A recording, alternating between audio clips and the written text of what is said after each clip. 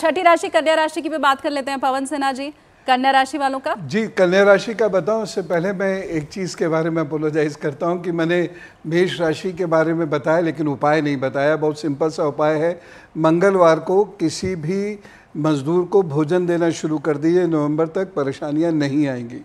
अब बात करते हैं कन्या राशि की। कन्या राशि के लोगों के साथ कैसा होगा कि पहले शत्रु बनेंगे, फिर शत्रुता समाप्त हो जाएगी, बीमारी भी होगी तो रोग बहुत जल्दी ठीक भी हो जाएगा। लेकिन यदि आपने कर्ज लिया है या लेने की सोच रहे हैं तो उसे अवॉइड करें तो ज़्यादा अच्छा रहेगा। और इसके साथ साथ कोई नया कार्य यदि करें तो कन्या राशि के लोग अपने नाम से ना करके अपने घर में किसी और को आगे रख कर करेंगे तो अच्छा रहेगा। और इससे परेशानियों से बचने के लिए या निरोगी रहने के लिए सबसे अच्छा उपाय उन लोगों के लिए ये है कि ज़रूरतमंद लोगों को 5 शनिवार दवाई का दान कर दीजिएगा। जो भी दवाई डॉक्टर ने उस गरीब को प्रिस्क्राइब की हो उस पर्चे के अनुसार उसको वो दे दें, अपने आप सब प्रभु जी ठीक करेंगे। और इससे सुंदर, इससे खूबसूरत उपाय मुझे लगता है दूसरा कुछ हो भी नहीं सकता है पवन सिन्हा जी। दान, और वो भी दवाइयों का दान जिससे किसी की सेहत ठीक हो। और ऐसे परोपकार वाले कर्म वैसे भी लोगों को करते ही रहना चाहिए, वो जरूरी नहीं है कि शनि आपकी कुंडली में बताए तभी आप कीजिए।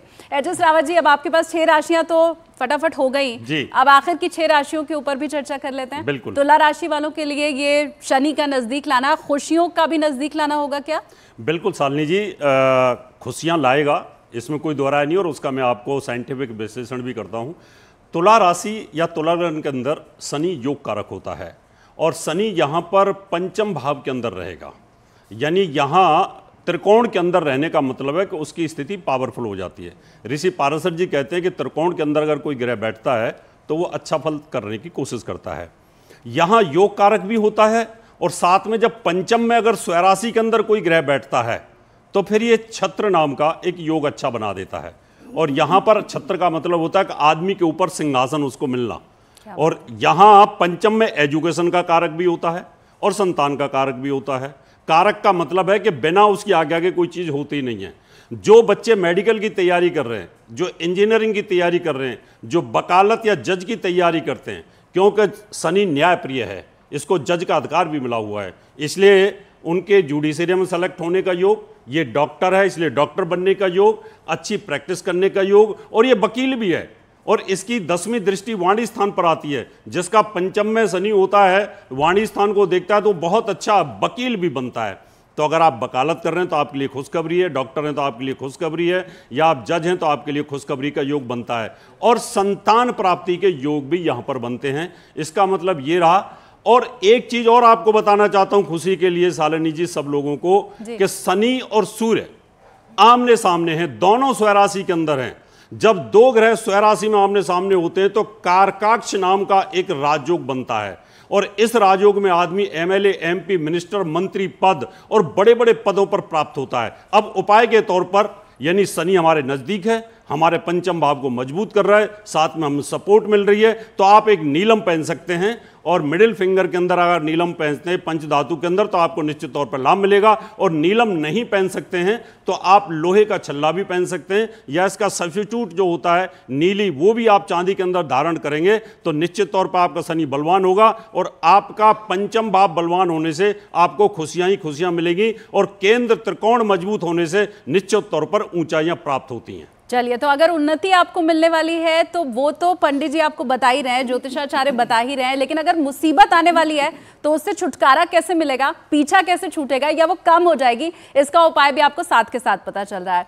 अब राजकुमार शास्त्री जी, फिर से आपके पास आते हुए, वृश्चिक राशि वालों का कैसा रहने वाला है आगे वाला समय? देखिए शालिनी जी, ग्रहों की इस प्रकार की उच्च अवस्थाएं हैं, और जिस प्रकार से लिखा है कि अज वृष मृगांग नेन्दुभम झस बणि जोशई क्रमादि नादुच्चा 10 सिख अष्टाविंशति तिथीन्द्रिय त्रिनवविंशति भी। यदि शनि का इस प्रकार से अपनी राशि पर जब वह 20 अंश में जाता है तो परमोच्च फल देना शुरू आरंभ कर देता है। अब चूंकि मंगल की राशि है वृश्चिक राशि, स्वाभाविक रूप से नैसर्गिक शत्रुता शनि और मंगल में प्रायः रहती है, उसके उपरांत भी चूंकि शनि यहाँ केंद्र का स्वामी भी है और तृतीय भाव का स्वामी भी बनता है। तृतीय भाव पराक्रम है, चतुर्थ भाव सुख का भाव है। यहाँ पर आकर के शनि वृश्चिक राशि में जो काफ़ी समय से परेशानियाँ चल रही थी, शनि की ढैया इत्यादि के कारण वह परेशानियाँ समाप्त होंगी। और उसके साथ ही यदि किसी प्रकार से उन्होंने प्रॉपर्टी में इन्वेस्टमेंट किया है तो सितंबर के पहले हफ्ते में रजिस्ट्री होने का पूरा योग बनता है। दूसरी बात यह है कि उन्हें पेमेंट आदि करने में लापरवाही नहीं करनी चाहिए, लेकिन माता के स्वास्थ्य का विशेष ध्यान रखना चाहिए। भाई के साथ यदि संबंध बिगड़े हुए हैं तो संबंधों में सुधार होगा और भाई के माध्यम से विशेष धन की प्राप्ति और सम्मान की प्राप्ति भी हो सकती है जी। किसी प्रकार के पैतृक संपदा को लेकर के यदि कोर्ट कचहरी इत्यादि में किसी प्रकार के केस चल रहे हैं, वह भी जा करके समाप्त होंगे। और इस प्रकार से सारी स्थितियों को शनि बहुत मजबूत करेंगे।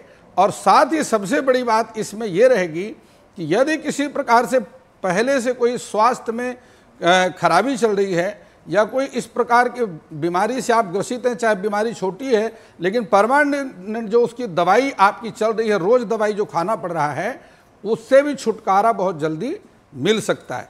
अब इसके लिए करना क्या है? देखिए, शनि हमेशा जो है दैवी शक्तियों से संपन्न ग्रह होता है और भगवान शिव का भक्त होने के कारण भगवान शिव का रुद्राभिषेक अपने घर में अवश्य कराएं। और यदि आप पश्चिम मुखी मकान में निवास करते हैं तो अपने दरवाजे पर बल्ब लगा करके उसको प्रकाशित करें।